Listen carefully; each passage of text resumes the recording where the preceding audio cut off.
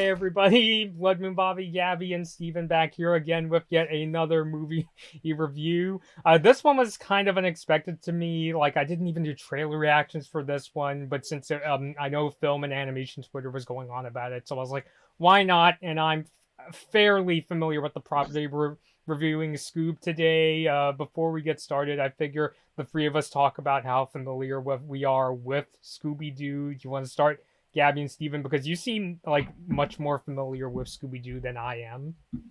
Steven, you want to go first? I think we're pretty much in the same boat. We both, I'm assuming, used to watch it as kids, right?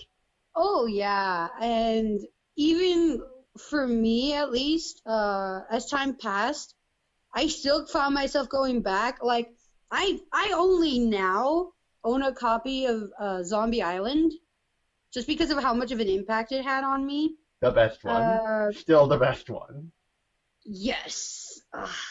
I was the kid going on to Cartoon Network every time they were talking about a new Scooby-Doo live-action movie. Yeah, that was that kid. When Mystery Begins came out, I was a kid. That was literally what got me into Ann Arbor. If you guys remember, Ann Arbor made a song for Mystery Begins. That was promoted along with the.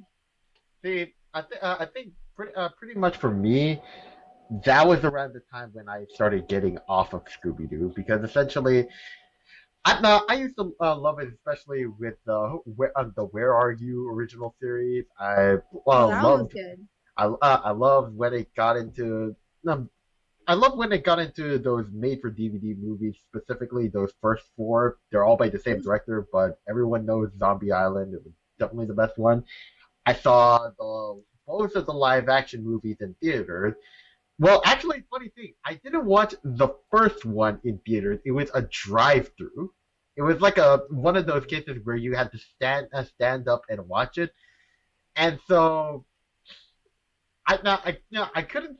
No, I definitely haven't forgotten about that movie, but I don't think it's good either. I think it's way too dark for what it was for what it was going for, and I think the second movie kind of found a better balance of that because it started actually incorporating more of what the show did. But I'll get more onto Scooby-Doo too later. But the point is, right around when it started getting to like what's new Scooby-Doo or all of the spin-off.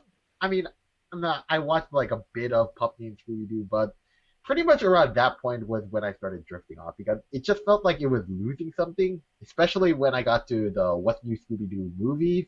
Like those just felt like travel logs, and pretty much now up until this movie, the only thing I've seen most recently of Scooby-Doo was that meme of Shaggy beating up this entire bar of bikers. Oh my god. Okay, I need to recommend you practically one of the best TV shows that came out for Scooby-Doo, Mystery Inc. Mystery Inc. Mystery Inc. By the way, I have seen probably the worst spin-off with the worst theme song though. Which one? Shaggy and Scooby-Doo Get a Clue. Shaggy and Scooby-Doo. Is that the Kids WB one? I've watched that too. Yeah, I watched a couple episodes of that. Did not like. I found it funny, but I definitely didn't stick to it. Yeah. I think it just. Yeah, I don't know. I don't know if you heard about Mystery. I want to make sure I'm saying this wrong, right? Because I feel like I'm.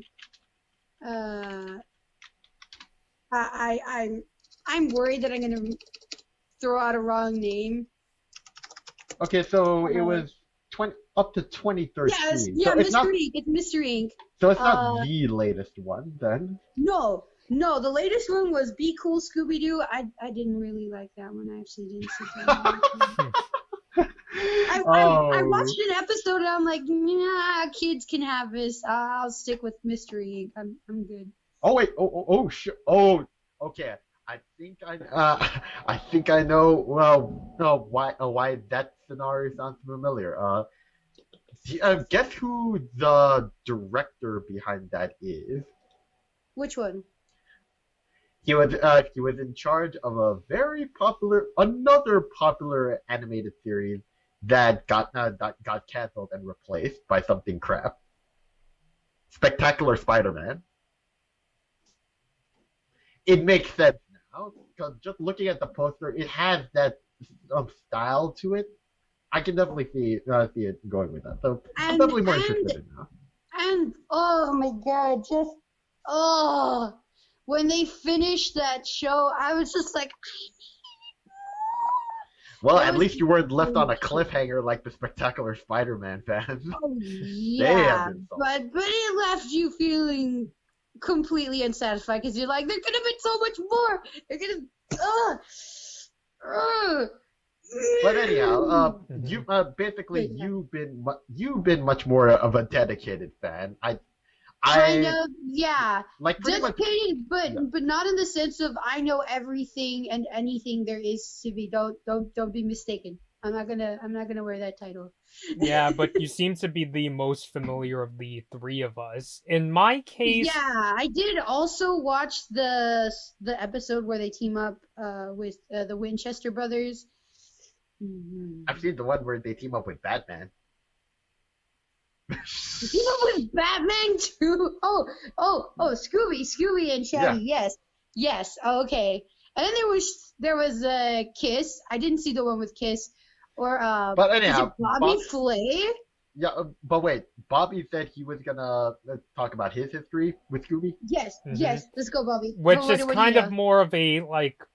Hold on, my microphone sensitivity is a bit out of whack, but because my perspective on Scooby, was kind of more sprinkled through my childhood rather than I was going through multiple shows. Like I do remember seeing a couple episodes. Like here's how it basically went. I've seen a couple episodes of Scooby-Doo.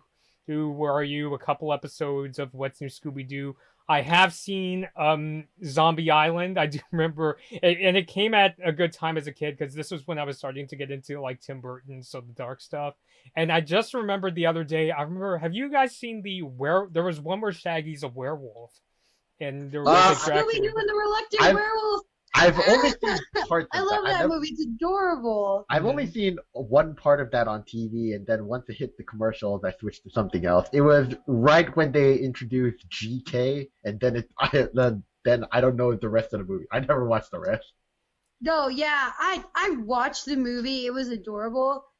It's a vague memory, though. I'm not gonna lie. I just remember there's a whole deal where Shaggy gets turned to a werewolf, and I know that somehow, if I remember correctly, don't quote me on this.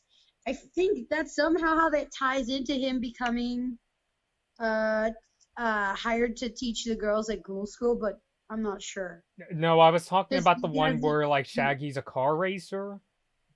And there was this funny Dracula, and I remember I used to laugh a lot, like when the Dracula, like the villain would like make some funny lines in that one. I don't know then. Does that sound familiar to you, Steven? Oh no, that is the one I was talking about. That was Reluctant Werewolf? Yeah, that was Reluctant Werewolf. Okay, yeah. All right. Yeah! And that ties in. Yeah, because then later on in Ghoul School, which is another film, he's like playing off of that to be like, okay, monsters and blah, blah, blah. Whatever. But yeah, blah, blah, blah. Okay. Blah, blah, blah. Vampires. Don't say blah, blah, blah, but okay. So we know where everyone's coming from. I can at least recognize most theme songs.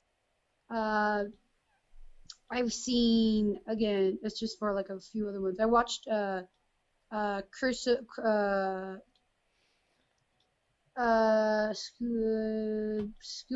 Curse of the Vampire, was it? Legend of the Vampire. Oh, yes. Okay. Yeah, and that was one of the films where Hex Girls came out, so I actually had a dream about the vampires after watching the movie. I was that young. It was the weirdest thing ever. But yeah, most stuff like that I'll recognize. Yeah.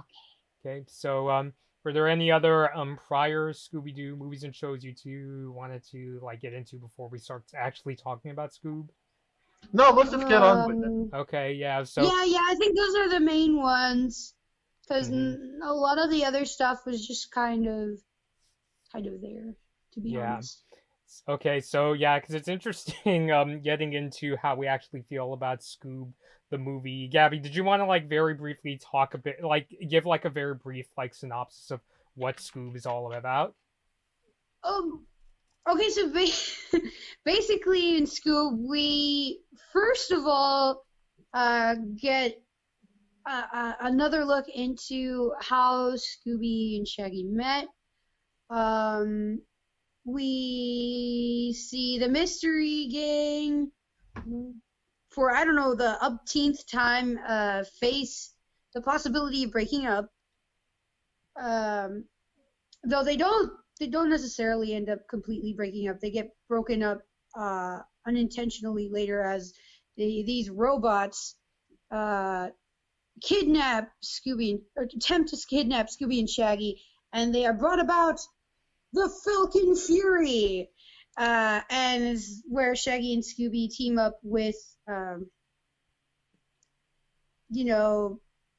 the Blue Falcon and his gang. Except it's his son, right? Yeah. Blue Falcon, it's Brian. Yeah, Brian. But yeah, teams up with the Blue Falcon gang to beat Dick Dastardly, who has lost his dog Muttley. Rest in peace, Muttley, until he forget, till later. And to collect the 3 skulls of Cerberus and bring back not only the giant dog himself, but Muttley and the treasure that Cerberus is protecting in the underworld.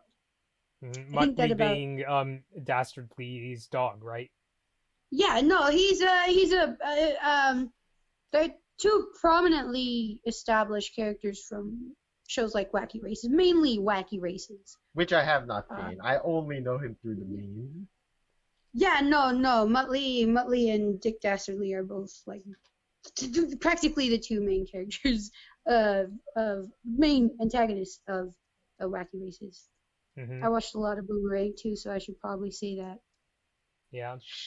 Okay. So that's basically what Scoob's all about. I noticed that the 3 of us have like, it's funny because as we speak, Scoob is not exactly getting like the best reviews on like film and animation Twitter. It's rather mixed. I know, Steven, it seemed like I think the 2 of us were like particularly attracted when we started hearing, oh, Scoob it doesn't sound like it's that good, and like when we started talking about the movie, it seemed we were kind of split about how we felt about Scoob.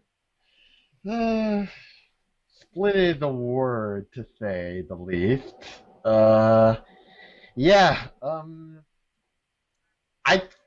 Here's the thing.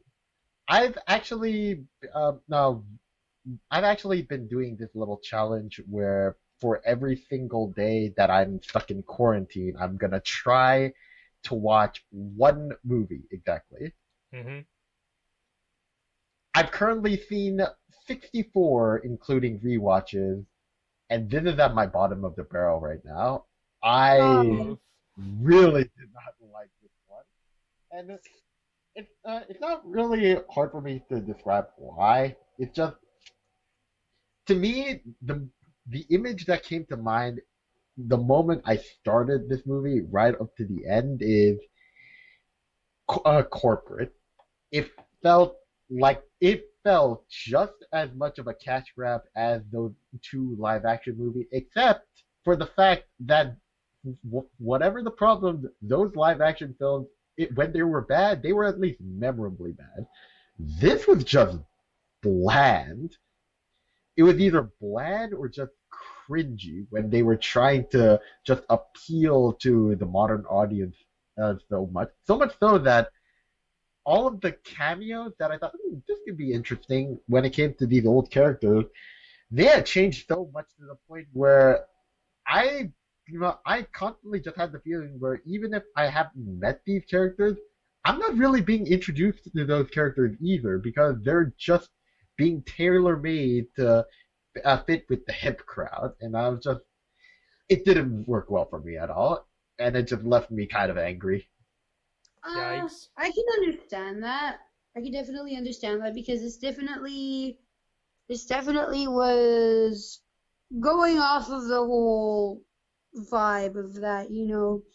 It was like, hey, Scooby-Doo for the new kids kind of thing, you know. And I'm going to be, I'm going to be honest. I wasn't even really going into the film for any kind of like sort of intention of looking for a particularly impressive plot. I'm not gonna lie. I was more than anything just focused on seeing who they were gonna bring back, because that was what that got my attention. That was probably the main reason why I was even interested in the film to begin with, because so many of the characters so many of the characters that I were hearing from, I hadn't heard of for a good while, you know. So when I heard their names being popped up, that's what grabbed my attention. And I think I was watching a review from is it the Black Nerd? Yeah, you guys know that Black channel? Nerd comedy, yes, Andre. Yeah. Yes, I know. Yeah, Andre the Black Nerd. I saw a review on him, and I think he worded this best. It's a good Hanna-Barbera film. It is not really a Scooby-Doo film. And I think that's an important thing to point out, because the focus was not as much on getting the whole Scooby-Doo vibe as one would expect with the name. I mean, they're definitely right in that it doesn't feel like Scooby-Doo, but for me at least, it didn't really feel like anything either. I think here's the thing. I think where I felt it was most uncomfortable with how their attempts to modernize it just made it feel bland is particularly with the Mystery Gang, who it's no secret at this point right now that everyone's talking about, like, one of the biggest complaints is that for something that's supposed to be a reboot, split up the gang right from the start. It's not even like one of those, hey, let's split up to get clues like every other Scooby-Doo. No, they literally eject Shaggy and Scooby from the gang for a sizable chunk of time, so much so that you never really get a real sense of what their dynamic is. Even when they have like their first mystery together, when they're trick-or-treating and stuff, that's pretty much the only time you do have it. And even then, there's so little time for them to actually banter as characters that whenever they suddenly get to those points where, oh, we believe in them, we're their friends, you kind of just have to take their word for it, because you never get that sense of friendship whenever they're just talking. They have to verbally tell it to you because their personalities just aren't there. Yeah, and I think that partially might come off of the expectation of there being like maybe older audiences who already kind of get it. True. It's not really a good move. I'm not gonna say it is, but true. Yeah. Like that's the thing though. Like that's the thing though. None even the other movies, they assume that you know, but they pretty much know because of that. With just one scene or another, just one line, you can just listen to them go like, oh, that's Fred, oh, that's Daphne, oh, that's Velma. You just immediately get it because those characters, as predictable as they are, those traits are so iconic that you get it right away. And you don't really get it with this new Mystery Gang. Yeah. I definitely admit it's more just like the main thing that's telling you who they are is like seeing the character themselves, but not necessarily the dialogue or anything like that, giving off the personality. Yeah.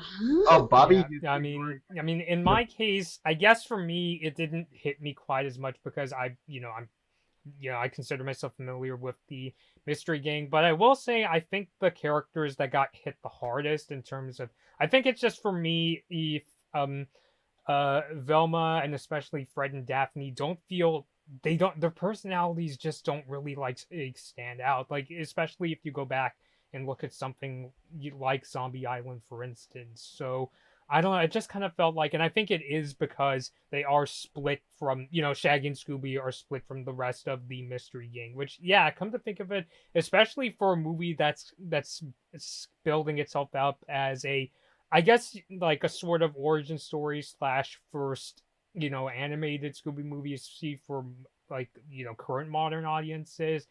I do think it's a really kind of questionable move. There is that one scene where they tried when they showed that selfie that I think Shaggy and Scooby were trying to take, but yeah, I don't really think about that much of their chemistry except for when they reunite at the end of the film. Yeah. And I think from the get-go we were already kind of pushed to have a focus on particularly Shaggy and Scooby and not so much the rest of the gang. It definitely would have been nice to have more kind of like a breakdown of the other characters, especially seeing things like, for example, with Velma, where they were trying to switch things up, which I found pretty interesting. I wish they could have done more with it. Yeah, she's Latina now, right? Yeah, she's Latina. Not only that, but she got like, you could sniff it off her. This is like, we're not messing here. It's not just speaking Spanish. No, that's a Latina right there, But we don't even get to see any of it. I was a little disappointed in that. It's just like, oh, come on, you're going to do this and then you're not going to play off of it. Like, please. For me, it's like this. Fred, he's who is he supposed to be? He's kind of dumb, but he's also confident and the leader type. What's Daphne? She's kind of shallow and materialistic, but has a nice side to her. Velma is supposed to be she's kind of a dick, actually. If you really think about it, she's definitely cocky. Yeah, she's cocky a little bit. But it's supposed to be that balance of like, oh, how could you not get this almost to her attitude, and I think by trying to make them a bit too nice, that's what really cuts down their character. Yeah, because especially Daphne. Yeah. We did not have a Daphne moment, and I'm not talking about her being kidnapped. I'm talking about her going over like, oh, I'm a girl. Girls always gotta be prepared, kind of like blah blah blah. No, they actually throw that out the window. There's a scene where they kind of like just throw out the whole bobby pin thing. Yeah. I'm like, oh, that's kind of sad. Mm-hmm. I was beginning to respect the bobby pin, and now this happens. Like, what?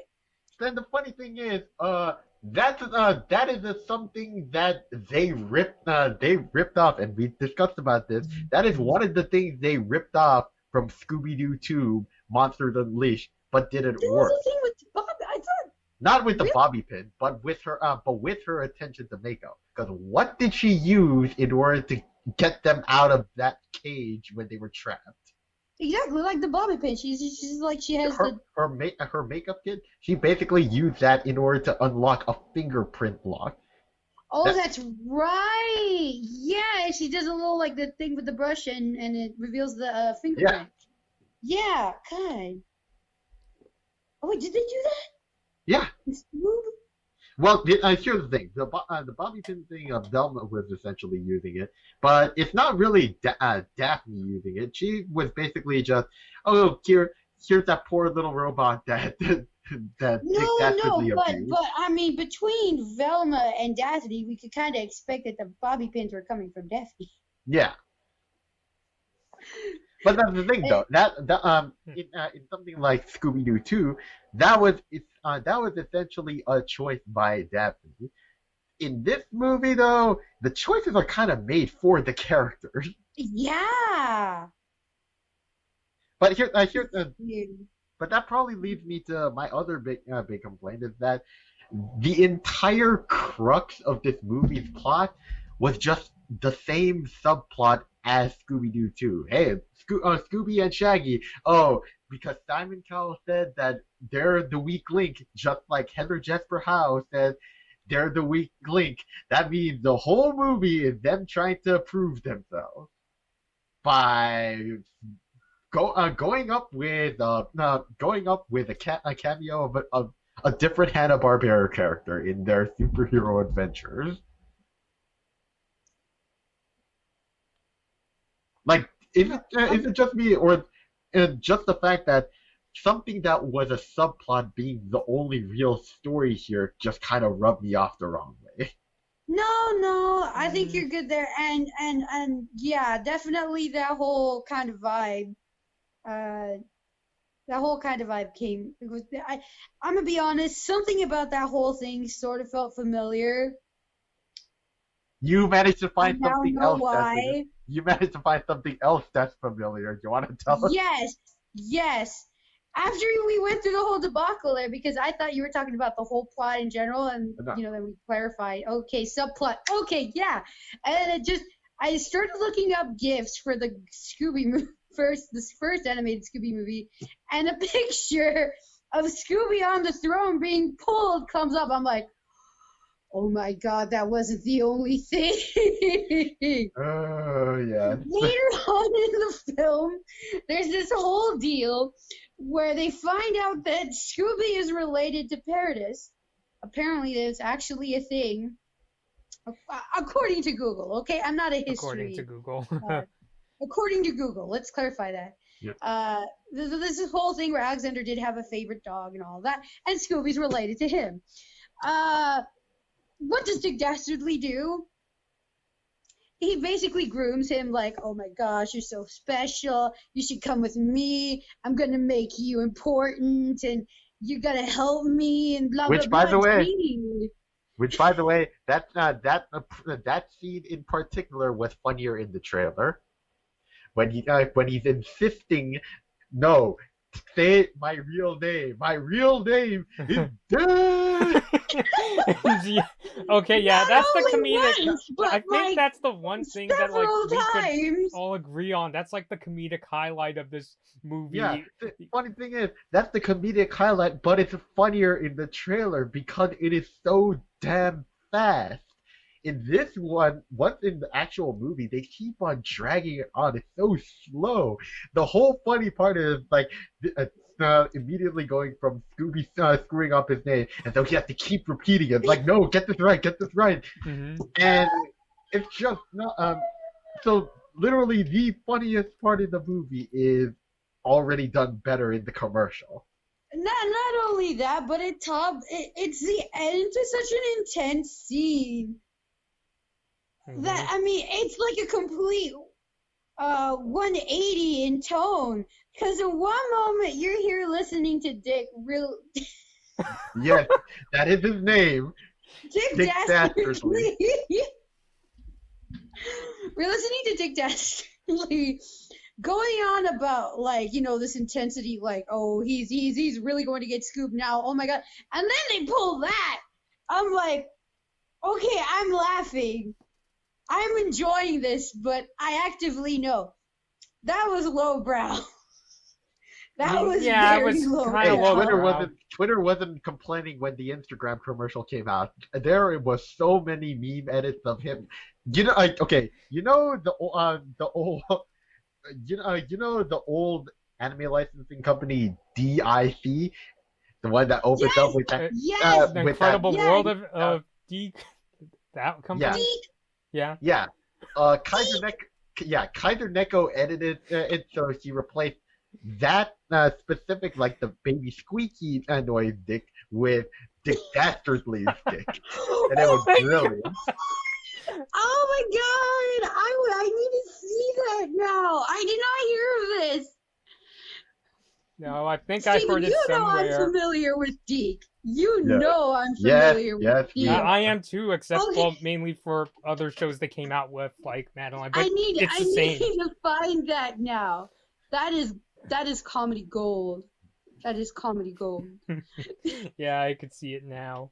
But I'm trying to think. Yeah, so, but I don't know. Like, I would say that scene in itself, where Dastardly was trying to convince Scoob to change sides was probably the best animated scene in the movie, considering they play around with the mirrors and the colors and that a lot.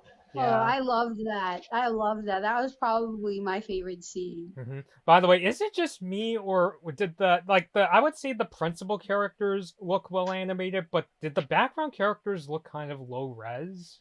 Not only that, I didn't even look at the background characters, to be honest. Honestly, for me, what kind of gives it off that this is kind of a cheaper production is just something about the.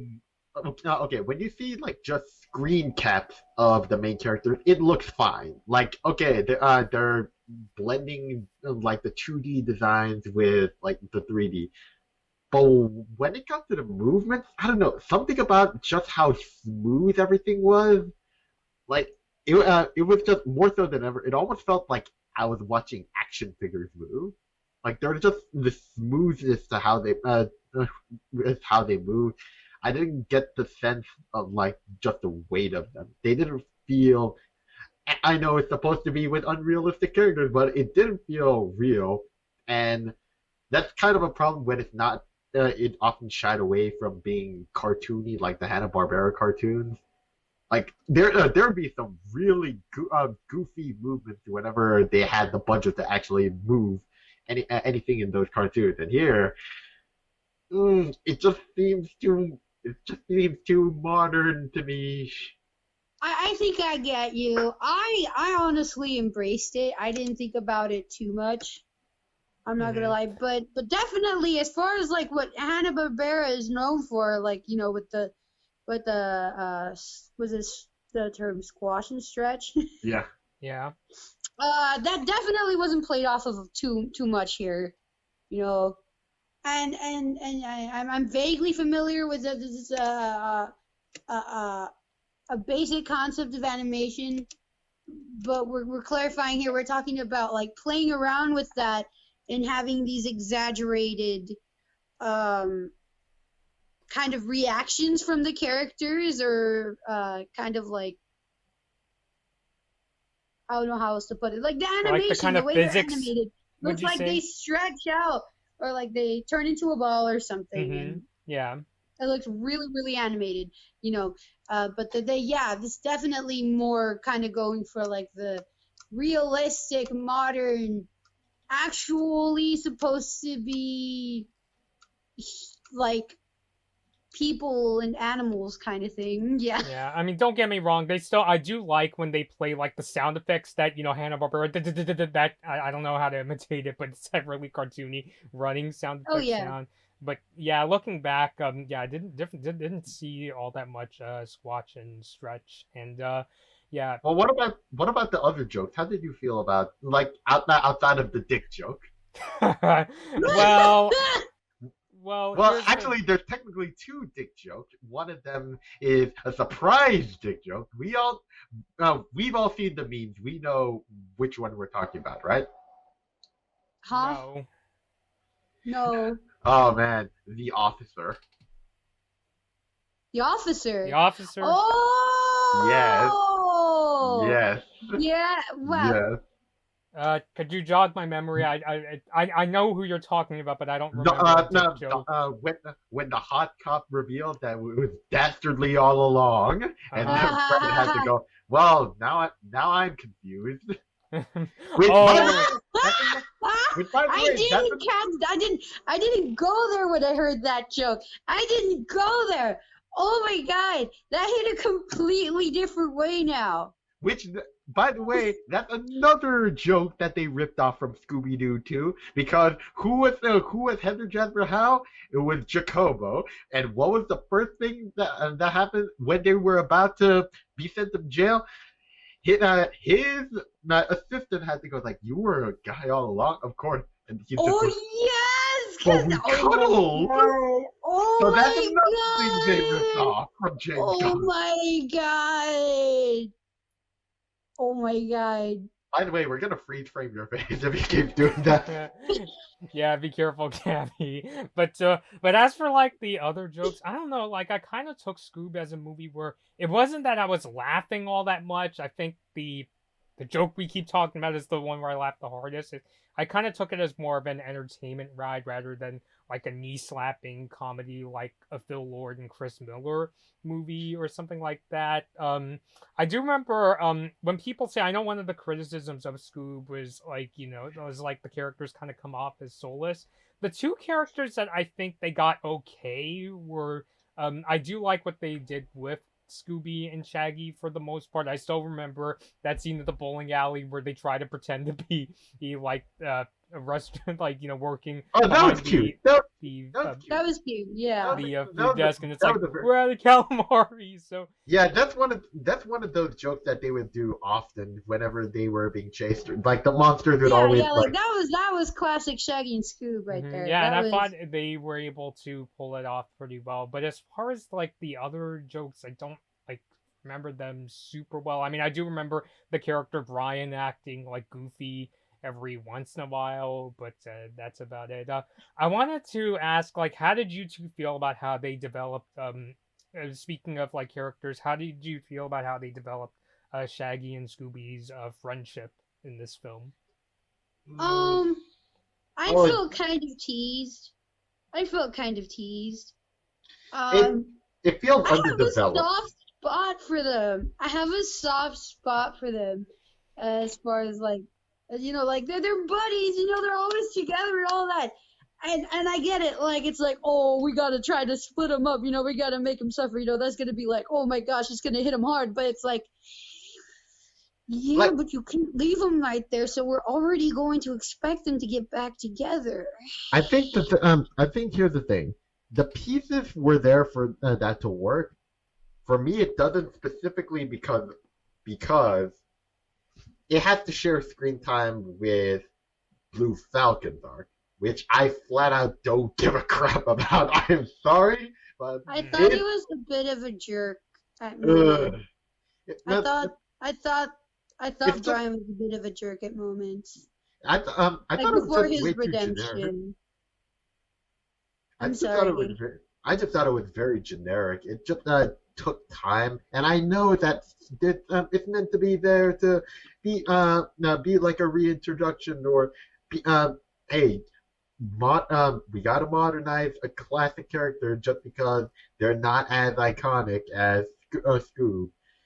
But I don't know. It just feels like if you change them that much, does it really matter if they dress up like an old character if they're not that old character anymore anyway?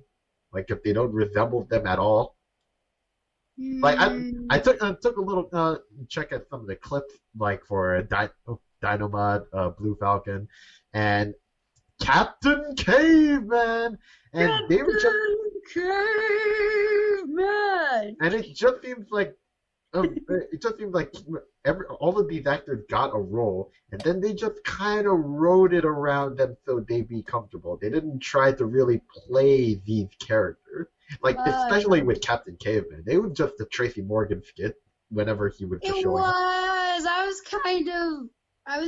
was a little disappointed, but I was still happy just to see Captain Caveman on it. I actually watched Captain Caveman when it played on Boomerang. It used to be one of the shows that I just sit down and watch episodes of. Late at night, my parents have parties that went on, I don't know, to like 3 or 4 o'clock in the morning. So the main channel I would go on to was Boomerang, and when I think one of the first ones I actually got stuck on was Captain Caveman. So I was like, oh my god. But it was kind of odd hearing the guy not really even try to sound like Captain Caveman, which I shouldn't really blame him for it, because it is kind of awkward talking like Captain Caveman. But still, man, come on, it's the character. You're supposed to, it's fun, it's funny. He's adorable little fuzz guy who can beat the heck out of you, work it. Yeah. I mean, I think I'm kind of in Steven's boat when it comes to Blue Falcon, in that I just kind of saw him as, he's a goofy character. That's it. Like, he didn't do much for me. Like, didn't make me laugh. I will admit, I did like Dynamite. I actually hadn't thought a lot about Blue Falcon and Dynamite, but I think I got a bit of flashback looking at pictures right now, and Dynamite was a lot different in the show, but I don't honestly have that much of a problem with how they got him in Scoob, just because it's like it is a character that you can enjoy taking seriously. It's like, okay, cool, he's a superhero. He's supposed to be like, kind of just kind of like in the game, not really try to crack jokes or anything like that. Mm-hmm. But yeah, definitely haven't had a good eye catching them, because I didn't even know they were like classic characters. Like, I only remembered vaguely having them mentioned in Scooby-Doo, as well as Shaggy and Scooby's like favorite superhero duo. Yeah. But I didn't remember much else. Yeah. Well, here's the thing. I think the issue was because they don't resemble classic characters. How are you supposed to ever feel like they resemble they are classic characters at all?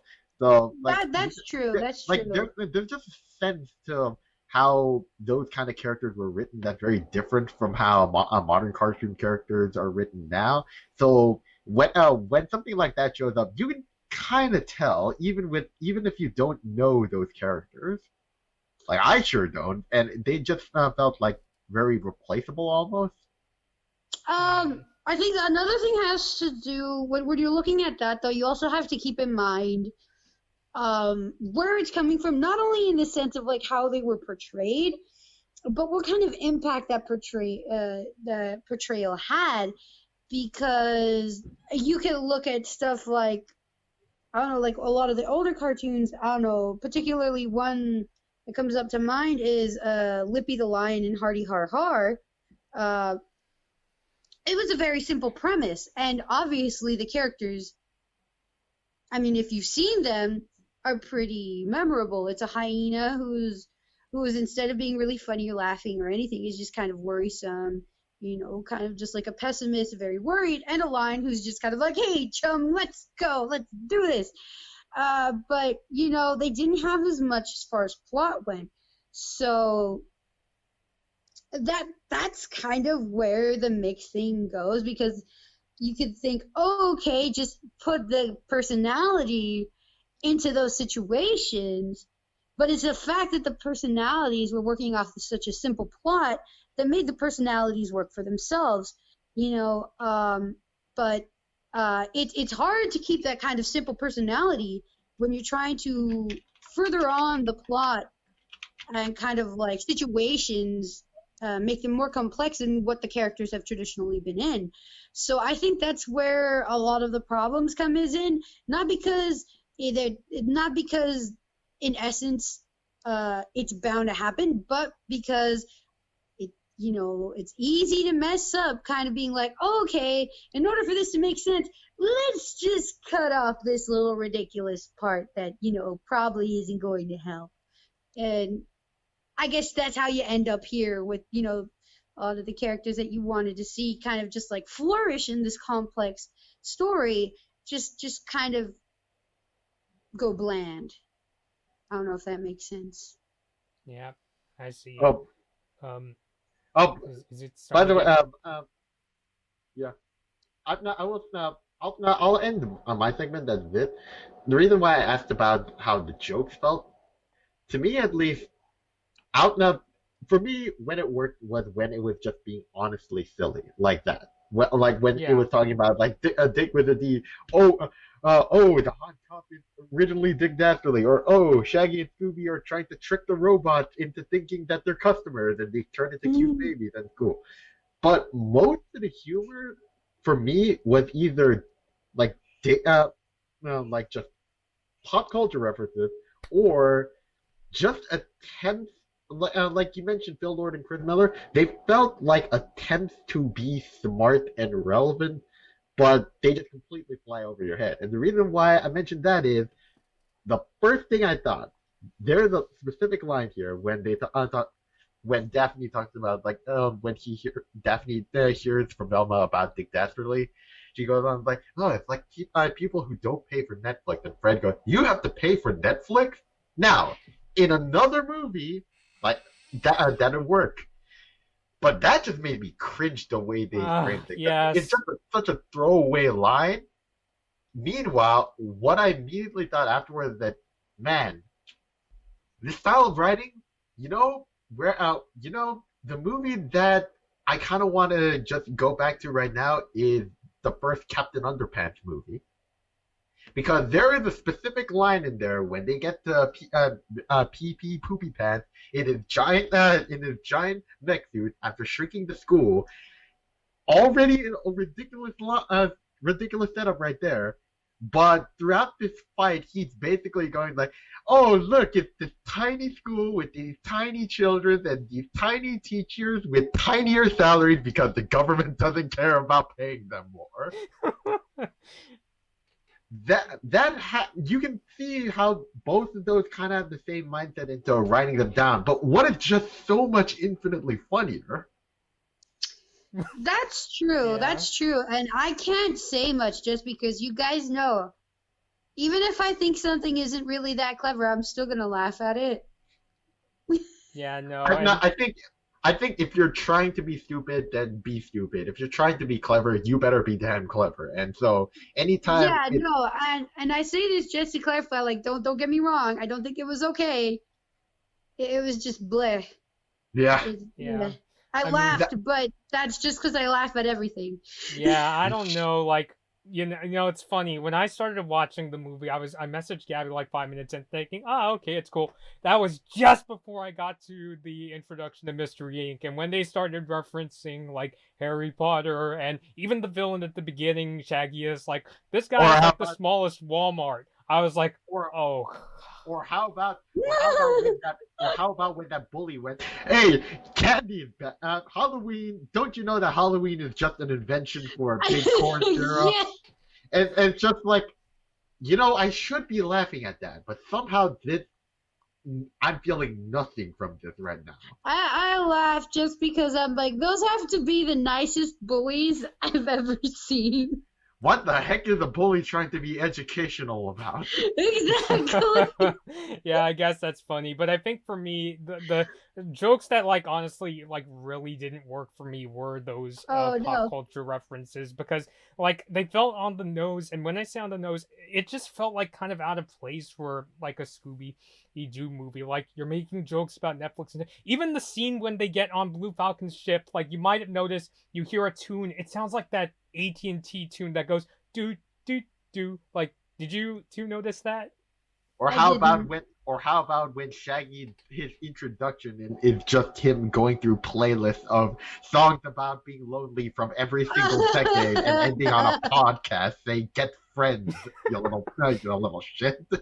Yeah, I don't know. That one didn't bother me as much. It's mainly the explicit references, or even when. And I told my sister about the scene where they introduced Blue Falcon and they played that "All I Do Is Win" song, and I'm like, win, no matter what. Shut up. I mean, it was okay for like a split second in the Peanuts movie trailers, but in a Scoob movie that came out like 5 years later, it's just like, God. You know what? I lied. That's the real reason I hated Blue Falcon. Like, that was your introduction. I hate you now for the rest of the movie. I don't care what you have to say. No, I was down with it for the most part. I'm just like, okay, whatever, trying to be hip with the kids. I don't care. If anything, if there was any modernization like thing that I didn't like about this movie, it was those like references. They're like IKEA.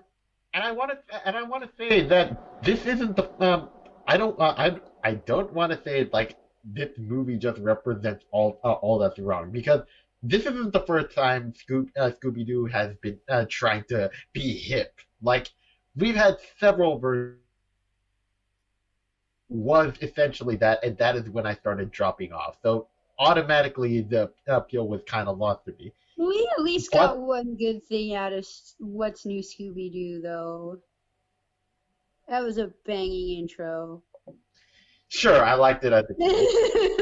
But here's the thing, like, that just gives you a mindset of how I feel. Scooby-Doo I feel is at its best when it's most simple because it doesn't really need all of this. Hey, we need to change stuff to the formula. It was a winning formula because they knew exactly what they needed to do to make it work. Sure, people make fun of it because it's predictable, but so what? That's why you can look at older episodes and still enjoy them. Why you can look at some of the older TV movies and enjoy them. But anytime they try to update something that's already timeless, like Scooby-Doo, it just comes off as try hard, and that's why, yeah, I flat out I cannot stand this movie. Oh well, yeah. I mean, yeah, not to keep bashing the references, but even like having Simon Cowell as a potential investor, it's weird because I heard that he was in the movie. I just didn't know he would be in as long as he was. Even those 2 cameos, I was just like, I'm done. I had no idea he was going to be in the film. I had no idea. You know what would have made that joke work? Don't bring in Simon Cowell. Don't bring in a real celebrity. Bring in another Hanna-Barbera character. That's all you have to do. That would have been cool. That would have been cool. Yes, I don't know. Maybe Johnny Bravo moved out of his house and became an entrepreneur. I don't care. just don't do something this desperate. Mm-hmm. Ooh, you know who would have been good? Maybe Dr. Quest from Johnny Quest. Johnny, yeah.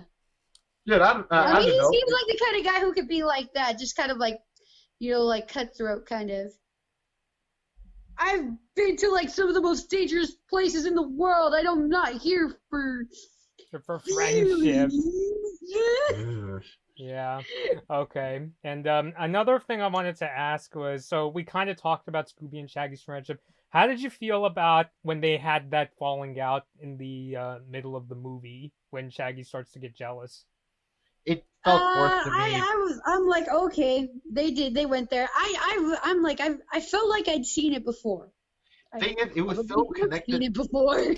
It was so connected to the Blue Falcon subplot that I automatically didn't care. I already felt right from there, like, this isn't gonna last. Like, obviously it's not gonna last, but there's just a weightlessness to them pulling it off in this way for me. Yeah, and that's where I kind of felt teased, because it's like, okay, we know what's going to happen here, but you're still trying to pull it off, like, wait, no, maybe. It's like, no, dude, we know. Did I cry? Yes, but I cry easily, too, fun fact. Oh, yeah, we know. We know. Yeah, so I'm just like, you jerks! Why would you do that for no reason? Yeah, I don't know. Did you think that it felt kind of tacked on? Yeah, that's exactly how I felt. Exactly. Because it's like, okay, you're literally just doing this to, like, make people be like, oh, no, Shaggy and Scooby are going to break up, But at the same time, it's like, no, you can't do that. And I'm not saying that because, oh, that's mean. I'm saying that because you know that it won't work if you leave it like that. Well, I already said my 2 pieces. Bobby and Gaby, you want to give your final thoughts? Again, I didn't look at any of that. I just took it as what it was, and I was just there trying to figure out what references they were making. Yeah, I mean, to be clear, like, I do think I have like a more positive opinion compared to like a lot of other people. Compared to me, because, well. But I did, enjoy listening to you because I think you brought just a good point, Steven. To me, like, here's how I basically would sum up Scoob. Like, as a story, I'm like, all right, it hits a couple familiar notes, but it works. And I do like I do think that there was, like, legit passion put behind, like, some of the references. And when, like, scenes worked, it works. But kind of like what Steven said, it works when it's at its, when it keeps it simple, when it's just, kind of being itself. When it tries to it's being Scooby-Doo. Yeah, when it tries to be, like, trendy. Because I honestly think the worst thing I could say about Scoob was the pop culture references and how some of the characters, in particular Mystery Inc. I thought Velma was okay, but Fred and Daphne like really got pushed back. I know they tried to kind of make Fred more on the goofy side. I'm actually surprised by the way that I actually thought when I heard Zac Efron was gonna play Fred, I was like, oh no, I'm gonna hear Troy throughout this movie. It's like, actually, for what he did, I thought I at least bought him as Fred. So for me, I think I'm more on the positive side, but I do see its quirks. Definitely, I'm pretty much there as well. Like, again, going off that, I just took it as for what it was. I didn't pay attention to most of the voices, though I will admit, going back to it after, also hearing this from Andre the Black Nerd, how off-putting it is once you go back expecting like Scooby-Doo voices, and then hearing like Shaggy. I just took a moment to listen to the voice. I was like, "Whoa, that's not Shaggy." Like that immediately what stuck out for me. Like I have heard better impressions on YouTube of Shaggy than the guy they chose. And the sad part is there is a currently working cast for the Mystery Gang, and they did not get them on board for this movie. I don't know what to think about it. I mean, it's a Hollywood film. Yeah, unfortunately, to me, I just took it as that's how the cookie crumbles. I'm not surprised at all that they didn't go with the cast. I did really enjoy how they played off Dick Dastardly, though. Mm-hmm. I think that the three of us could agree. Like, Dick Dastardly was probably the best character. Like, had the most character in the movie. He had the most motivation. He He wanted Fred back because he was being a dick and then screwed up. Mm-hmm. And the thing is that this character, this guy I wasn't expecting that much of at all, because if, mainly what you know about Dick Dastardly is that he's just obsessed with, tripping off these teenagers who are gonna like beat him at a race, and he hates this pigeon who like is trying to, I think it's get mail or something. But that's about it. So seeing him just kind of fleshed out like that, like that's what I was there for. Like let's see these guys kind of like that's one of the instances where it really did work. And seeing Muttley again, I was totally stoked to see Muttley again. And Dick Dastardly was never really kind of like redeemable in any sense as far as the show goes, because there wasn't any need for that. He was just evil for the point of being evil. He was a literal mustache trolling villain. Exactly. Mm-hmm. But here you even have moments where you feel bad for him, especially seeing how he actually legitimately and honestly has a soft spot for Muttley.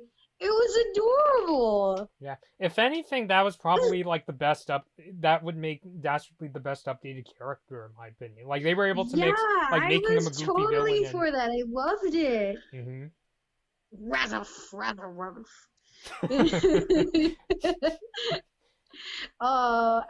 Fun fact, my parents always make a joke of like when you have like a wheezy laugh, that's what we call it. In Spanish it's called pulgoso, which means like flea bag. So, everybody's like, we always make a joke of like the, the squeaky, airy jokes like, oh, what are you, Muttley? So I was really happy to see that because I love Muttley. He's adorable. I want to hug him. But yes, everything else is just kind of like, eh. Yep, Steven. Can we go into the references? I think you'll have to go through that because it's getting pretty late.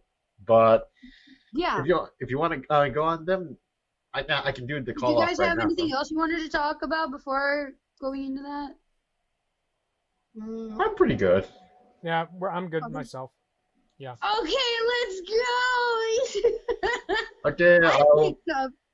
I picked up so many Easter eggs here. Gaby. When they're Steven has something to Gaby? say. No. Okay. I mean, I'll have to leave right now then, because it's getting close to dinner time. Okay, cool. No problemo. Thank you for joining us, Steven. Yes, thank you. I'll have this video put up soon. You put in a lot of important and, memorable feedback. Thanks. I actually kind of changed a bit on how I was looking at the film to begin with. So yes, thank you very much. Yeah. All right. Let's see, Steven. All right, Gabby, you have the floor. Okay. Oh my gosh, where do I begin? There are mainly two scenes that we have just like an amalgamation of so many Hanna-Barbera references. The first one being the arcade scene in Funland, where Scooby and Shaggy are trapped inside the arcade of the amusement park and begin piling on arcade game machines to block the door. We noticed a first one with a karate dog on it, which is Hong Kong Phooey. And then we have another one that says Space Stars, which is a kind of like a team up, including Space Ghost along with other characters that are space themed. We have Laugh Olympics, which is like this thing headed by Scooby, where a bunch of Hanna-Barbera characters go in as another, little arcade game. If you look next to the door, yes, I'm kind of listing them off like that. There's a Hex Girl poster. There's a Hex Girl pinball machine. There's two what seem to be racer games. They're not explicit. One of them, I'm pretty sure, is Wacky Races because it has the W on it and checkered flags. The other one I'm speculating is Powerpuff Girls, just because it seems to be two P's, one being flipped, and it's all in pink. Sounds compelling. It's weird. I didn't catch that myself. Like I said, I didn't really go into this movie looking for the references because I think you know much more. I mean, you grew up with Boomerang. I didn't even know what Boomerang was when I was a kid. Oh, yeah. So, yeah, but it's like, maybe I have to look in it. I technically, I actually bought Scoob the movie on iTunes, so maybe I'll take a look again. I ended up renting it on YouTube, so once I started hearing how many more references there were, I legit went up to the film and just turned down the playback speed all that I could and just be like, there. There. There was one particularly interesting one that pops up twice as far as like between the scenes.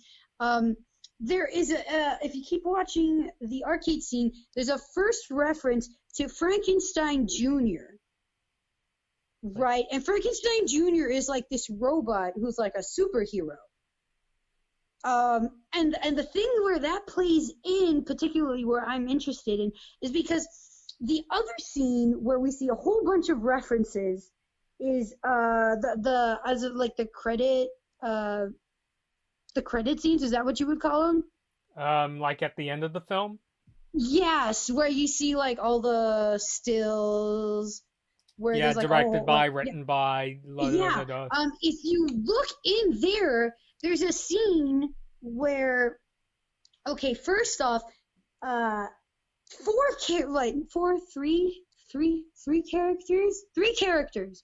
characters are introduced as possible lackeys of Blue Falcon, where you see Magilla Gorilla, Jabberjaw the shark, and Adam Ant being the first one. And oh my God, does Adam Ant look crazy? You see the little guy that came out that kind of looked like he was Ant-Man? Wait, remind me again. Say again where this turned up in the movie. It was at the credit scenes where you saw the stills. Oh, I see. Yeah, I have to look into. I've heard of Adam Ant, but I didn't watch. Yeah, there was a strange. I could see him at a newsstand, and then pops up with Jabberjaw and Magilla Gorilla. And then they're reading the newspaper clip. It's like, Blue Falcon brings new recruits. And in that same scene, once you're going into there, you see another kind of like setup where not only do you see the Quest Lab sign, Johnny Quest, but you see two robots. One being the maid robot from the Jetsons, and the other looking a lot like Frankenstein Jr. I see. So the question becomes, is that playing into this whole thing where, they're just getting a bunch of superheroes together from Hanna-Barbera to team them up to beat some butt. Like in a future movie? That's what I'm wondering, because they were certainly setting it up that way. I'm trying to think what else. Oh my God, there's just so much. Yeah, was it mainly in the Funland scene and the credits? Like, it sounds like in the there were even Funland more. scene, the only thing we see, I think, was a Jabberjaw poster, right? Mm-hmm. And an arcade game with Frankenstein Jr. flying up into the air with his buddies at the bottom. But then later, you see the blueprints in the cutscenes for Frankenstein Jr. I see. Yeah, so it's almost like they're teaming up. If either they're going to build him, they know of him, they found the plans that created him. I don't know what. But, yeah, definitely. Mm-hmm. And going off, the main reason I'm going off of this is just because of, like, what you had told me before we ended up watching the movie, in the concept of the Hanna-Barbera cinematic universe. Is that what we're calling it? Yeah, I think there's at least expectation. I remember the YouTuber Saber Spark mentioned there was like at least speculation that that's something that it sounds like something that Warner might do. Although I don't know if it's like a confirmed thing. I do know that the next theatrical movie that's going to be based on a Hanna-Barbera property that's coming out is Tom and Jerry. I believe Chloe Grace Moritz is in that movie as well. So that's what I was talking about. Yeah, and the funny thing is, this isn't the first time that Warner Bros. Has wanted to jump on the bandwagon with that, because a while back there was an attempt to do that with the Universal Monsters with the Mummy remake. The Mummy, wasn't Dracula Untold like connected in it in some way? I honestly have not seen Dracula Untold. I didn't really hear about the universe trying to be formed until the Mummy reboot. Yeah, and because the Mummy reboot flopped, that's why we started hearing. Yeah, they just dropped from schedule. I can see it working with Hanna-Barbera, especially if they're doing that setup where they're just coming to like trying to connect all of it like that. I mean, as far as bringing in all the characters together, I kind of enjoyed that, to be honest.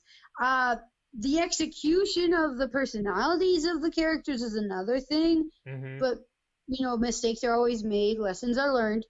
And hopefully, if they continue to go through with this, because I'm feeling this did decently, not a complete, flop, like saying on the terms of the Mummy. So if they really want to go off of that and they're going off of this setup that they're making, I think that would be something really interesting to see. Yeah, I mean, it has potential, like, as far as if this is a case where Warner is looking at the properties they own, it would make sense. I'm just wondering, what is it going to amount to? I mean, I don't want to get into it too deep since I'm not overly familiar with what I'm hearing. Most of what I know is Scoob and Tom and Jerry, which I know some people may be like, how are you going to make a Tom and Jerry movie? Most of the cartoons is just, Tom trying to catch Jerry and slapstick. I mean, because in that case, to be fair, Tom and Jerry, they've had I've seen a couple of a movie-ish adventures they had together, like the Magic Ring, for instance. I remember. There was actually, I think there actually was a Tom and Jerry the movie. Which, yeah, I remember I used to watch the Nostalgia Critic for that. I don't know why, as a kid, I didn't hate it that much. I get why some, people don't like it because Tom and Jerry talk and the villains are just generic, greedy. We got to have more money. That of the Tony J character. But I think it's a thing where, I would have to go back and watch it myself. So, I don't know. In terms of Scoob, I would say it's a decent start. I mean, it's beginning. It's not like it's a horrible movie to me. And that's really what I'm taking it as. I'm not taking it as this is going to be a thing that just puts everything together and wraps it all in a nice bow. That's going to be Scooby-Doo. Because more than anything, this seems like an attempt at this larger kind of like idea. Mm-hmm. Bringing back all these characters, which I'm like, hey, it's a start. Let's do this. Yeah, so I don't know. So to me, it's kind of a wait and see situation. I think Warner, especially, they're gonna look at like how well Scoob is doing, and since Tom and Jerry is like, I think it's coming out like relatively soon. I think they're gonna look at those two movies the most and see how well they do financially and critically, and see where they go from here. Yeah, and the thing is that this is seeing as how some of the other ones have gone as far as reception, like Top Cat or what was it, or Yogi Bear. Mm-hmm. Oh yeah, there was that. I'm pretty hopeful for this for Scoob, because this is a different playing field completely as far as that goes. Mm-hmm. Yeah, I don't. So yeah, I think but I guess. Now I'm just like thinking of all these questions, but what I'm wondering is, how like with the Marvel Cinematic Universe, they were able to make successful movies based off of their lesser known franchises like Ant-Man and Guardians of the Galaxy. Do you think they could do that with Hanna-Barbera? Absolutely. Starting off with Hong Kong Phooey, I'm gonna go right off of the aesthetic. Did you I don't know if you've even heard of the name Hong Kong Phooey before. I've heard of, but never seen it. Again, I wish somebody would have told me about Boomerang back when I was a kid. I would have watched it. I've seen he's basically a mild-mannered janitor that, after his shift, or in any given case that something happens, he goes out dressed up in in what looks like a bathrobe and a tie-on mask, and goes, fighting evildoers with his karate powers. And one of the main things is that he's just super clumsy and lovable, and seeing that go off of like concepts like underdog and whatnot, you look at that and it's like, okay, yeah, Hong Kong Phooey definitely has that potential for kind of like going off of that and having him kind of like, oh, you're just some silly man with a low-end job. What are you gonna do to me? Kind of thing. So that has a lot of potential to really flesh out the character, I think. As far as Jabberjaw, it's one of those that are a lot like Scooby-Doo. I don't know if you've heard how many different iterations just kind of just like mimic the idea of Scooby-Doo and Hanna-Barbera. Yeah, no, like I've said, I've only seen some of them. One of them, like, that actually came to mind right now is, I think there was one I saw where Scooby wanted to, like, go off and do other projects. Like, it was kind of self-referential, like, I'm not gonna do Saturday morning cartoons anymore. I'm gonna do, like, all sorts of movies, and they did, like, a parody where he's dancing like Julie Andrews in The Sound of Music. Have you seen that? Oh my god! I don't think I have. Yeah, I don't remember what it was all like that, and spoiler alert, I think Scooby like falls down a hole, so it wasn't as graceful as the Sound of Music at all. But I just remembered in that special there was like an executive like telling Scoob, come on, just please do your Saturday morning cartoons. And yeah, I don't remember what it's called. I just remember I rented it at like our local library when I was a kid. It's so. If somebody knows, let us know down below in the comments. But it was one of these. I'm surprised it didn't go off of that as much. I remember hearing the references like where the little robots are going through Dick Dastardly ship and you go yo. What was that a reference to? That was Wizard of Oz. Oh. Yeah, with the soldiers, what was it? I don't know if it was I think it was with the evil witch. Yeah, it was with the Wicked Witch of the West. She has her lackeys out in front, and they're all with the big like fuzzy hat thingies, and they do the thing. I see. Yeah, Wizard of Oz, it's one of those movies my dad and sister really, really, really want me to see, but you haven't seen it? Nope. I did see the Actually, no. Oh my gosh. Well, that's definitely a watch. But yeah, there was a reference there. I feel like I remembered another reference, but I can't think of it. Because there's another mentioning of another, like, Warner Bros. Thing, but I can't remember. Yeah, but you seem to have gotten, like a lot more than me and Steven. Oh gosh. Well, I mean, my brain almost works completely through references. Mm-hmm. I also wish I had that ability. Yeah, I mean, heck, if they bring in the Hex Girls and do something with them that, you know, because the Hex Girls are usually just kind of there. I mean, you know the Hex Girls, right? If they can bring them into the story somehow, like, oh my gosh. They even in if I remember what I do know from the Witch's Ghost, even there where they're played off as like, ooh, creepy ladies or whatever, they don't really work off of them as far as plot goes, besides like a mulligan kind of thing.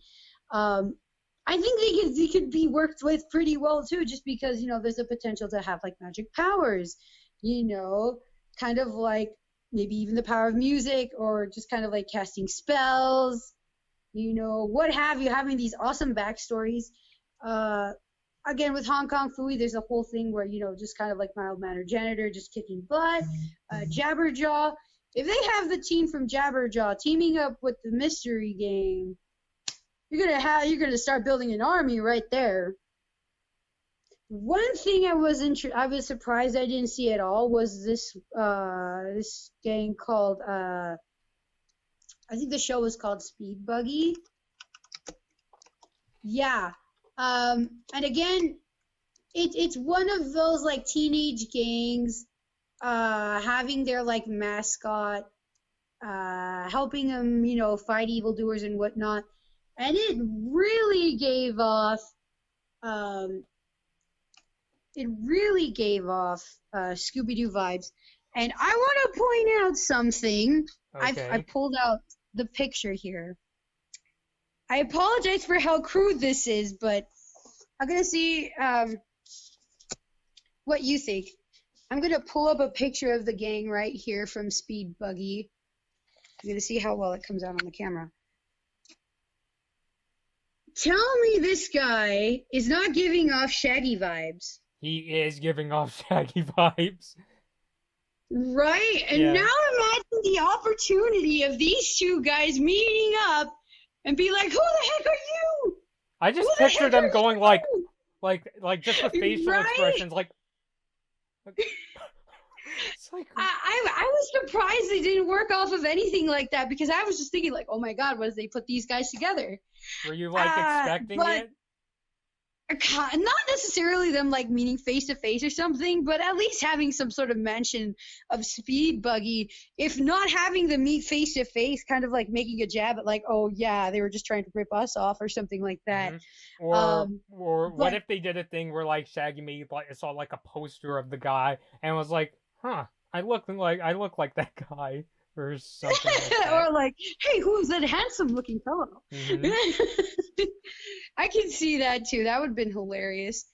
But yeah, that was another thing I was kind of hoping for. There's like, this isn't even the only one too. Another reference I'm surprised I didn't catch any for was Josie and the Pussycats. Because more often than not, when you have stuff like Scooby-Doo, there's often, if not the Hex Girls. Well, I mean, we do have the Hex Girls, so that's possibly why. But we have Josie and the Pussycats as well, because they're kind of just like a gang of like chicks that like play music and, you know, solve crimes and all that kind of stuff. So they fit really well with the whole Scooby vibe. Magilla Gorilla, I'm going to point out. I don't know if you saw the gorilla that comes out there. It's a superhero gorilla. Nope. Well, that's what I'm talking about as far as Magilla Gorilla goes. I'm surprised he was made to look like a superhero, just because he's not really that. This is Magilla Gorilla. Hello there.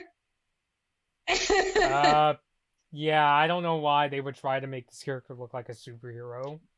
But I'm pretty sure that's where they're going. If you don't mind me having a bit of a clip here where I'm not gonna play it. I'm just going to have a still if I could pull it up. Okay. It's gonna take me forever though, so I don't know if I will. But just looking at the credits, there's a picture after Adamant comes out on top of a newsstand. There's this giant gorilla in a mask. With a cape on and gloves. Pretty sure that's Magilla Gorilla. And Jabberjaw, which is a shark. But yeah, just with that whole thing, there's like so many ways they could have worked on that. So if we already have Jabberjaw, we already have Magilla, we already have Adam Ant coming in as far as like possibly being introduced in some way, shape, or form.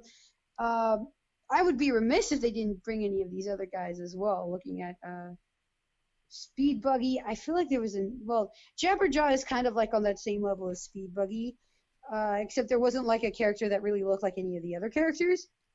But yeah, I was surprised I didn't see more of that because there's a whole thing with Hanna-Barbera where they just Scooby-Doo was the gang cartoon that really came into like the public eye or like the like that became particularly popular, but they had a whole bunch like that, like even in Wacky Races.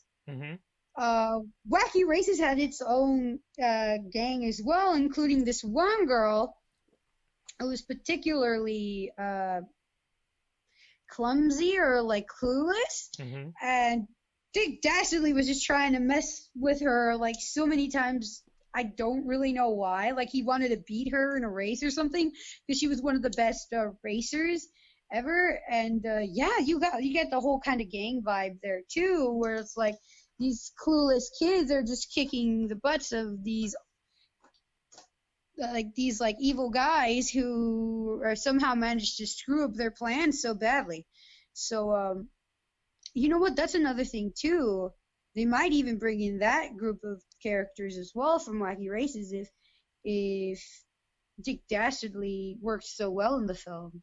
Yeah, I'm sure. Like I said, I kind of went all over the place here, but yeah, that's the majority of what I noticed. Yeah.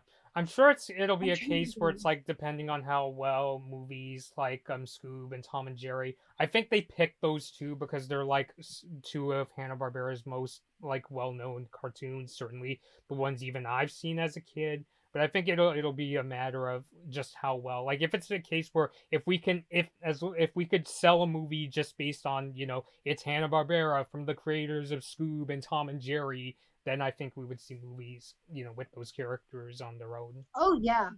And that's the other thing, too, like, with that coming up, I was also surprised there wasn't too much of a reference to Tom and Jerry themselves in the film.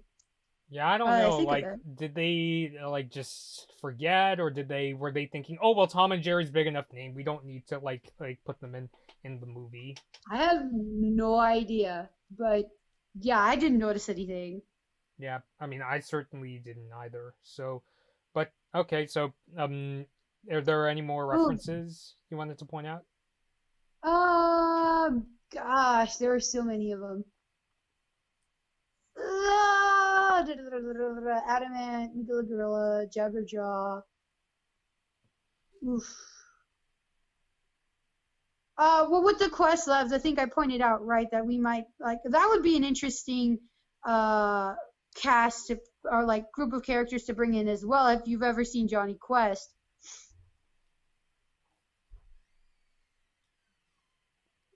It's like a dad, his son, and some helpers kind of, like, go around the world to, like, like fight off bad guys.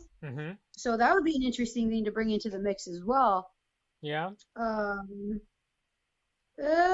feel like I'm missing one, but I can't really put my finger on it.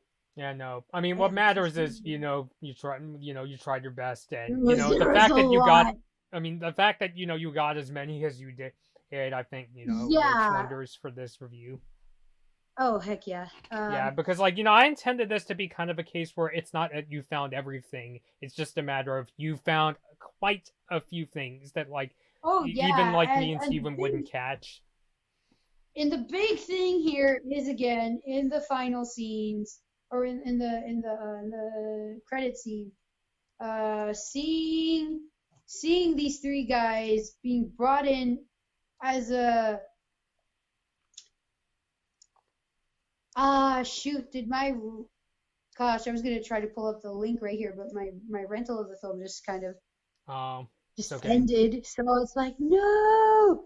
But yeah, it was just that whole thing with Jabberjaw, Magilla Gorilla, and Adam Ant that really, really interests me because there's something big going on with that, or potentially something going on with that. I hope there is, because that's a really good setup. I'm pumped.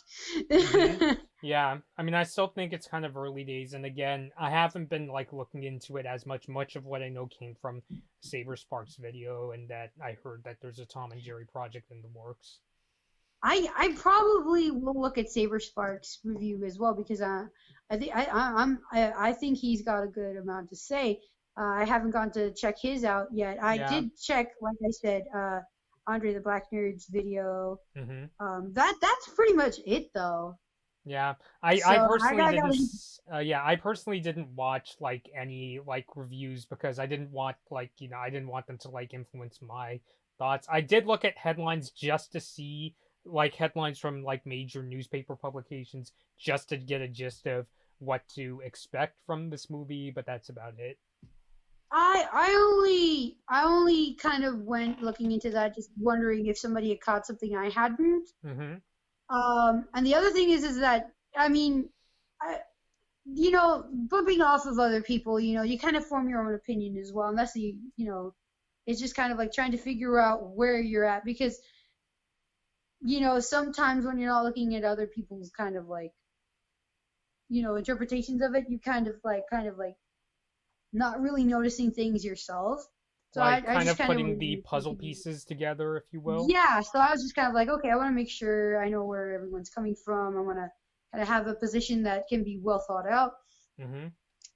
So yeah, but I mean, as far as I'm surprised there hasn't been more talk about the Easter eggs, but yeah, I only knew about the Easter eggs I think even just before I started watching the movie. I think maybe you told me. I don't know. I just remember I heard just before I was about to watch the movie that there were references. Oh, I heard because they already introduced Dick Dastardly and Captain Caveman in the trailers. Mm-hmm. Right off the bat, I'm there has to be more. There has to be more. Yeah. So once people were going off oh yeah, look at those scenes. I'm my mission is clear. Yeah, it's honestly in terms of movie marketing, that's probably the smartest way to introduce these lesser known characters is by putting them in a movie that stars a major Hanna-Barbera character, if you will. Absolutely. Mm-hmm. And I mean that's working off pretty well off of how Marvel did it, because with Marvel we started off with some pretty iconic characters. Yeah, and then they started introducing Ant-Man and Guardians of the Galaxy, and lots of other heroes that I could name, Black Panther, and yeah, but yeah, I get exactly. The gist in the case of the MCU. And that was just kind of as it started off. So I'm if we can do something like that with this, it's gonna be pretty sweet. Yeah, I'm excited. All right, so I think I'll end things off here. Ooh. So once again, Steven wasn't really thrilled with the movie. I personally thought it was decent. Gaby, you want to reiterate your thoughts? I thought it was pretty okay as well. Mm-hmm. Obviously, I didn't really like the whole teasing thing with Shaggy and Scooby. Oh, they're gonna break up. I'm please don't do that. Please don't. But other than that, I was pretty okay with the film. I'm yeah. Yeah, but I am glad. It was kind of nice that the three of us, we all varied in opinion this time. I think it keeps the review more balanced. What I don't like nowadays is when you have like the popular opinion out there and there's the concern of, oh, especially because I sometimes see on Twitter, you see people that are like, oh, anybody who says this movie is bad is like jealous or just doesn't get it, or they have like some kind of agenda or whatnot. So, but I am glad for this one, the three of us. I mean, I know that we sort of, like, you and me, we were kind of in the same boat, while Steven was, kind of more on the negative side. But I do like how he brought up a lot of good points. Oh, no, yeah. And it's important to notice, this is a real good, like, eye-opener in that you can enjoy something and there could be obvious flaws with it.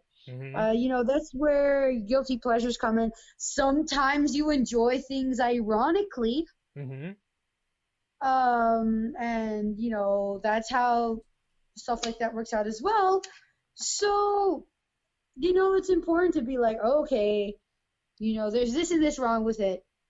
But they kind of balance it out as well as, like, you're going to enjoy it for a particularly personal reason. Not only off of it being subjective, but, everyone's predisposed to a taste, more or less. Yeah. And opinions are just likely to vary. I don't tend to be a big fan of, like, jumping on bandwagons in the sense of, oh, it's good, oh, it's bad. I'm not going to say I don't, because sometimes I'll just completely agree with the thought and be like, yeah, no, I don't like it, or I do like it. As far as doing it is, like, if you say otherwise, you're a jerk. Yeah, no, that's usually not a smart thing to say. No, if anything, it just makes, like, people, like, I understand, yes, there's, people out there that are really jerky about their opinions, and they'll try to make it sound like it's fact or something, but then it alienates people who maybe have, like, more legitimate reasons or could express it in, like, a more understandable way. I'm not going to mention what review we did, like, literally a year ago of a certain show's finale. I'm too tired to go pick up, but yeah, no. But that was what I brought up. That was why I was so anxious. I shouldn't have freaked out. I apologize for freaking out, but that was a case where I was really concerned that people were going to like bite my face off. Oh God, no! And I don't blame you. There are some instances. I mean, you don't know how people are going to react. I mean, I was surprised that people were like had mixed opinions on Scoob. Like, I was like, I was thinking, oh, what happens if I like the movie? But I even also had the thought of, oh, I wanted it to be good. Yeah, I wanted it to be good as well, and I kind of knew we had to come in with certain expectations. So that was kind of like where I went off for. I'm like, okay, we're not going to see the next, like Oscar-winning film here. No. Let's be honest. That's not why we're here. We're here for Scoob. We're here for fun. We're here for. That was what I was expecting myself. Yeah, and so it's like, for that, I'm like, yeah. Did I enjoy going through the Easter eggs and probably like going through theories in my head? Absolutely. But even things like with Cerberus, they could have done a lot more with the whole instance where they, they open up the gates and, Cerberus starts coming out. But again, you have so much going on. So much going on, all squished into like a small amount of time. There's some stuff's going to be missed. Some stuff's going to slip up. Yeah. It's the time crunch. Time crunch, just has that effect where, you think you have enough time to have all this in the story. It sounds amazing, but then, there's just a lot to work with. Yeah. But if anything, was digging through the references what made the movie like fun in the end? I think so. Just seeing who was back, what was referenced. sometimes what jokes were made, particularly the ones referring to other Warner Bros. Names, and not so much the Netflix and the Tinder. Please, Warner, please don't put those in the Tom and Jerry movie. 1 or 2 is okay, but it's like when I could like list them down. It's just like just stop. I mean, one main one was already in the trailer, so it'd be like, oh boy, here we go. I mean, as for that, I was gonna say, you know how I think they referenced AT&T when we got to the Blue Falcon scene with that do. I was like, I get it, Warner, you're owned by AT&T now, but you don't need to make it that in your face. Yeah, I'm not making that up. AT&T owns Warner for now. That's crazy. Mm-hmm. So, so overall, I think it's safe to end it here. But yeah, it's been fun discussing this movie with you guys. So thank you. I had so much fun. Gabby, I know I can go off forever about this kind of stuff, but yeah. So try to keep it all organized. So let us know your thoughts down below, people in the comments. What you thought of Scoob? Did you think it was good? Did you thought it was not so good? For people in the comments, did you catch any references that maybe like we've missed? As we'd like yes, to please know. let us know. What do you think is going on with all those? Did you recognize any characters? Did you learn about any characters you didn't know about before?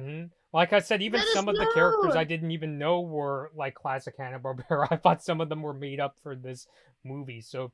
No, there was a good amount. Yeah, there was a good amount. Yeah, so that's why I'm glad. That was why I'm glad to discuss this movie with you and Steven, because you two have caught things that I certainly would have caught. Alright, so okay, so I think we'll end it off for now. So so until next time, this has been Blood Moon Bobby, Gaby, and Steven, and we'll see you guys later. Bye. Hi everyone, thanks for watching this Blood Moon Bobby video. Like and share the video if you enjoyed it. Subscribe to the channel to see more of my videos, and ring the bell to be notified about my latest uploads. Don't forget to follow me on social media for my latest opinions and video updates. I hope to see you next time.